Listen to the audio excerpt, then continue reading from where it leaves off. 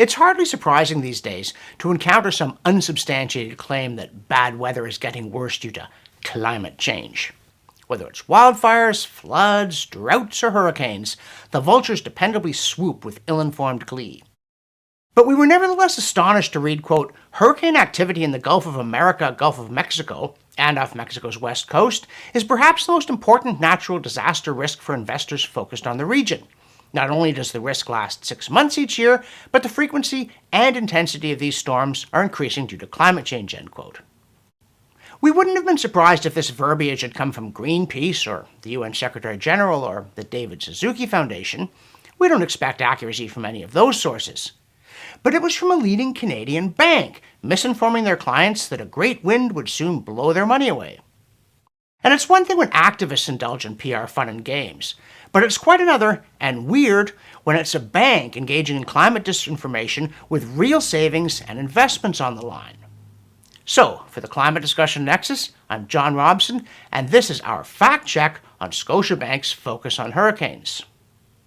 Here at CDN, one of the themes that we keep coming back to is the gap between rhetoric and reality on climate, including when it comes to hurricanes. The problem isn't just that the reasoning is wrong, it's that the facts are wrong. And in this case, simply put, the data show that hurricanes in general, including the Atlantic Basin, which includes the Gulf of America or Mexico, are not increasing in either frequency or intensity. And the data also show no discernible, reliable link between fluctuations in their activity and climate change. And it's not a state secret. It's well known, and we, among others, have often written about it.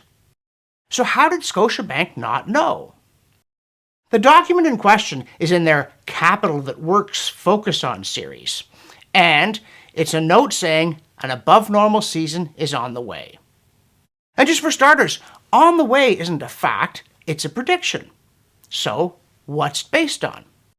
The bank does, of course, have a valid point that if hurricanes are increasing, then, quote, the impact on economic activity, sectors, industries, and, of course, equities can be profound. Unsurprisingly, property and casualty insurers stand to face higher claims due to hurricane activity, while construction and home builders typically experience a surge in new business, end quote.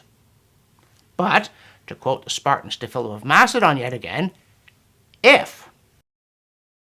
So, why does the bank think that hurricanes are increasing?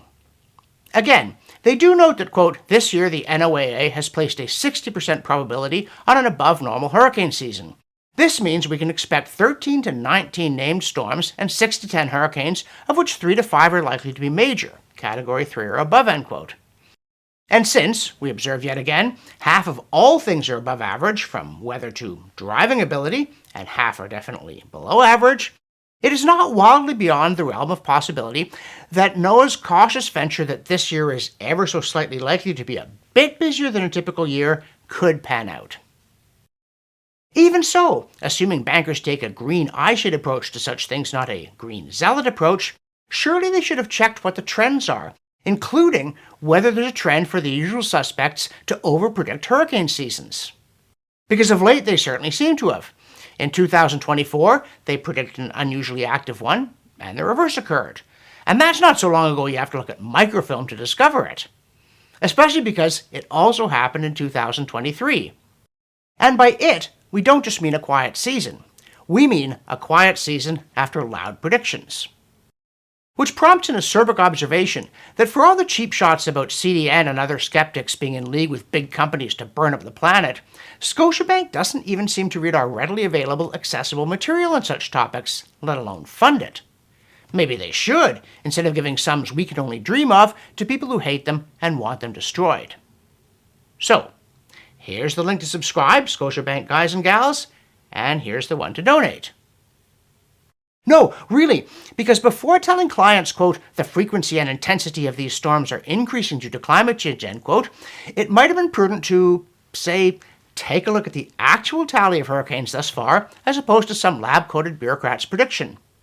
And if they had, we say again, checked CDN before believing alarmist propaganda, they'd know that we've had the quietest start to a season since 1970. Which is the kind of real-world information a real-world investor might reasonably desire and might reasonably expect you to provide. And another thing, before we even get to the climate science, we need to talk about economics, the sort of thing that a naive observer might imagine that banks specialize in, perhaps to a fault.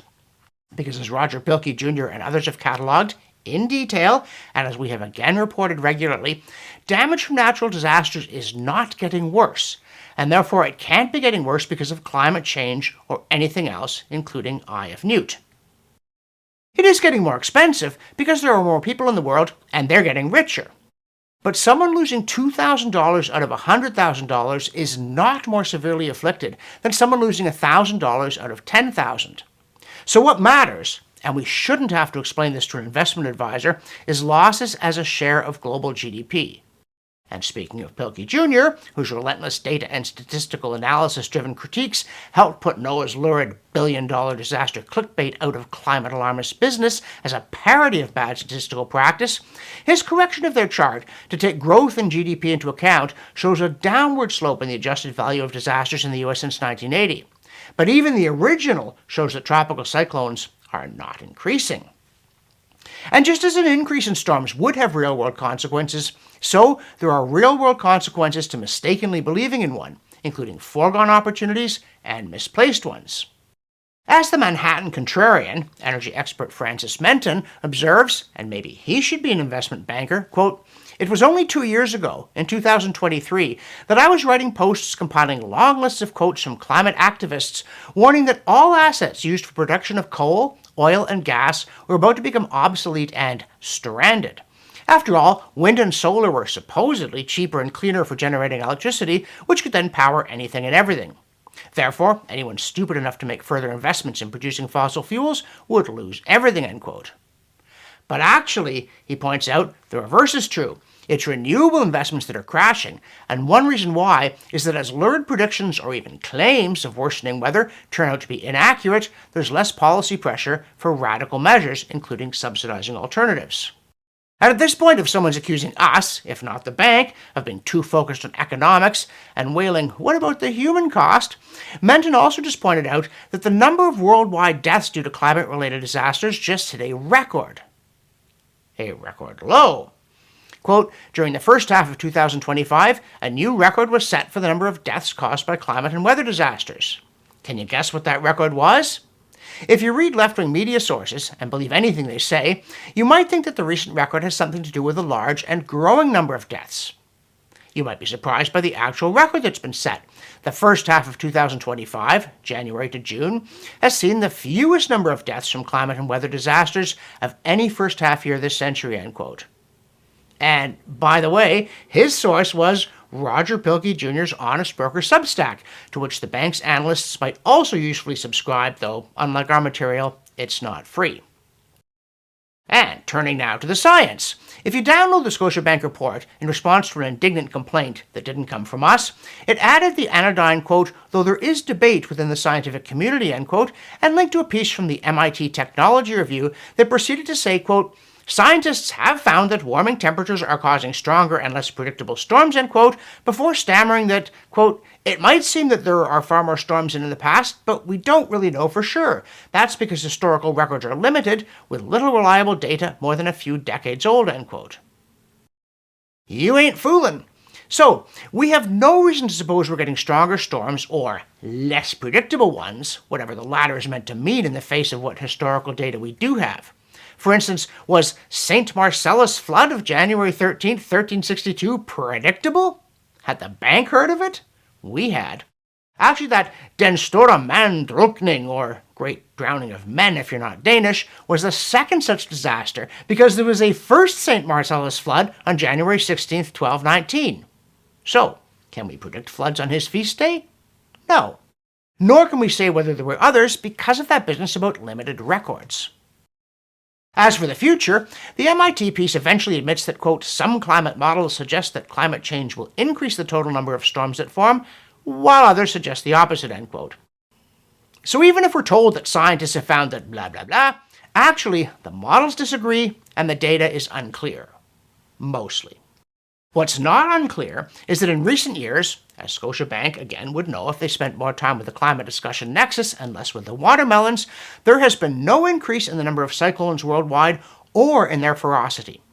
The latter, measured as accumulated cyclone energy, or ACE, is important because obviously if there were 10% fewer storms but they were on average 30% stronger, it would be fair to say that they're getting worse. But it's not so.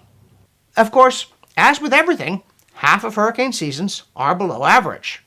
So now, with a hat tip to the late Donald Rumsfeld and his unknown unknowns, we have to produce a firm, even apodictic piece of ignorance. As we wrote way back in 2024, in July, the accurate tally of Atlantic hurricanes that we do possess over the last century or so, because regular surveillance flights began in the mid-1930s and satellite records in the late 1970s, so that data that we can rely on tells us that there's a lot of natural variability. And statisticians can tell you that the more variability there is, the harder it is to discern trends and the longer it takes. In the case of Atlantic hurricanes, both the total number and the number of majors jumps around year to year and decade to decade in ways that tell you that these numbers jump around.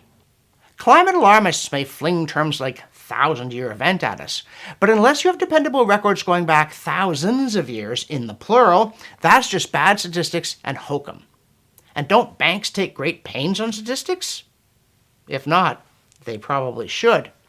And if they took a statistician or two on board in place of propagandists, then they discovered that due to the high natural variability in hurricanes, we won't know whether any reliably observed pattern over the last 50 years represents a trend in any direction until we have hundreds or even thousands of years of reliable records, no matter how much we wish we had them for investing or even for polemical purposes. In the absence of that kind of data, we may want to rely on whatever is out there for at least a rough estimate. And again, if Scotiabank wanted to spelunk, then they should have subscribed to our free newsletter where they'd have received ample anecdotal evidence of horrendous hurricanes going back hundreds of years. Obviously, nobody wants to get hit by a hurricane or have their expensive asset hit by one, or 3, or 10. But if the best available advice is that they've always been a problem, they're hard to predict, and they hit hard when they hit, so dig a deep foundation, then you should say so. You should not curry favor with implacable enemies by misleading well-meaning friends or well-paying clients. So, there's our free fact check, Scotiabank. At least free to you, because thousands of other people who value our work as much as you should have been kind enough to help support it as you should. And please understand that our conclusion is that what you said wasn't just wrong, it was obviously wrong, and that there was nothing hard about discovering that it was wrong.